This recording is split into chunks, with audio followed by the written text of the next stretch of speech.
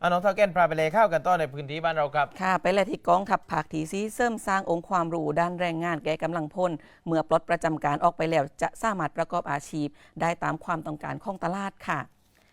ที่สโมสรรื่นฤดีขายวชิราวุธกองทัพภาคที่4อำเภอเมืองจังหวัดนครศรีธรรมราชพันเอกส้มขิดบุญโชตรองเสนาธิการกองทัพภาคที่4เปิดเสวนาทักษะที่จำเป็นสอดคล้องกับตลาดแรงงานยุคปัจจุบันและอนาคตแก่กำลังพลโดยมีสถานประกอบการมารวมแลกเปลี่ยนองค์ความรู้ความต้องการของตลาดแรงงานรวมถึงสำนักงานจัดหางานจังหวัดนครศรีธรรมราชก็ได้มารวมเสวนาบอกถึงสถานการณ์ตลาดแรงงานในปัจจุบันเพื่อให้กำลังพลที่ว่าที่ได้ออกไปปลดประจำการนี่แหละค่ะปรับตัวให้เท่าทันต่อภาวะเศรษฐกิจและก็ตลาดแรงงานในยุคปัจจุบันนี้สำหรับการเสวนาเรื่องทักษะที่จำเป็นเนี่ยก็คือจัดขึ้นเพื่อเพิ่มองค์ความรู้นั่นแหละแล้วก็พัฒนาศักยภาพข้าราชการประจำการและทหารกองประจำการมุ่งเน้นไปที่การแนะแนวอาชีพและโอกาสของน้องๆทหารกองประจำการในตลาดแรงงานโดยเฉพาะผู้ที่กำลังจะปลดทหารในวันที่1 พฤษภาคมนี้แหละค่ะครับโดยกองทัพภาคที่4นะครับได้ความสำคัญเป็นอย่างมากนะครับโดยได้เชิญทางสถาบันการศึกษาสถานประกอบการภาครัฐเอกชนนะครับมาจัดแสดงนิทรรศการนะครับน่ารวมถึงแลกเปลี่ยนองค์ความรู้